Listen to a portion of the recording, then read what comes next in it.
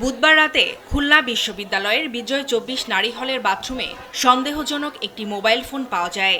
এটি নিয়ে সমালোচনার পর অভিযুক্ত ক্যান্টিন কর্মী ইমামের ব্যবহৃত মোবাইলে একাধিক গোপন ভিডিও পাওয়া গেছে। অভিযোগ উঠেছে, তিনি দীর্ঘদিন ধরে হলের বাথরুমে ভেন্টিলেটরের ফাঁক দিয়ে গোপনে ভিডিও ধারণ করে তা বিভিন্ন টেলিগ্রাম গ্রুপে শেয়ার করত। এ খবর ছড়িয়ে পড়লে হলের আবাসিক শিক্ষার্থীদের মধ্যে তীব্র ক্ষোভ সৃষ্টি হয়।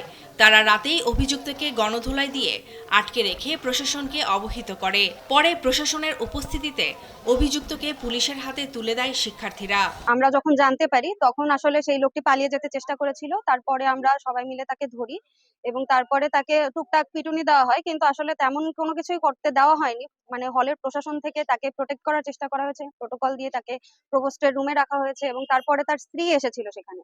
তার স্ত্রী এসেও আমাদেরকে উল্টোপাল্টা থ্রেট দিয়েছে। সে বলেছে যে যদি তার জামাইয়ের কিছু হয় তাহলে আমাদের সবার ভিডিও যা যা ওনাদের কাছে আছে সবকিছু ভাইরাল করে দিবে। কিভাবে প্রশাসনে বা বিশ্ববিদ্যালয়ের কমিউনিটি এইভাবে একটা মেয়েদের হলে ছেলেদের এইভাবে অ্যালাউ করে।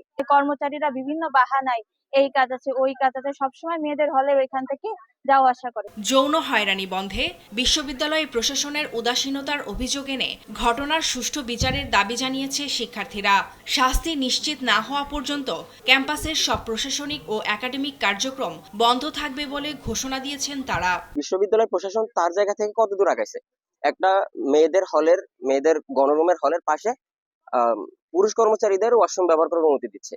সবকিছু চিন্তা করার পরে যে আমরা ঘোষণা করছি আমাদের মেইন গেটে তালা দিছি, আমাদের হলের গেটে তালা দিছি, সবকিছু প্রশাসনিক ভবনেও তালা দিছি, দেওয়ার মাধ্যমে সবকিছু অফ করছি আমরা এবং ক্লাস বর্জন করছি। আমরা যে ঘটনা ঘটছে এটার সর্বোচ্চ শাস্তি যেন নিশ্চিত করা হয়। আইনানুগ ব্যবস্থা গ্রহণের জন্য আমি কর্তৃপক্ষের প্রতি অত্যন্ত জোর দাবি জানাচ্ছি এবং আমার ধারণা কর্তৃপক্ষ এই বিষয়ে অত্যন্ত সচেতন। অভিযুক্ত ক্যান্টিন কর্মী ইমাম বর্তমানে পুলিশ হেফাজতে চিকিৎসাধীন রয়েছে।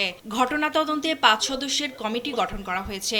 বিশ্ববিদ্যালয় প্রশাসন আইনগত দিক নিয়ে পুলিশের সাথে কাজ করছেন। আভ্যন্তরীণভাবে আমরা তাদের যে ক্যান্টিন পরিচালনার বরাদ্দ সেটা আমরা ক্যান্সেল করেছি। একটা তদন্ত কমিটি আমরা অভ্যন্তরীণ করে দিয়েছি। সেই তদন্ত কমিটিকে বলা হয়েছে ৩ দিনের মধ্যে একটা তদন্ত প্রতিবেদন দেওয়ার জন্য।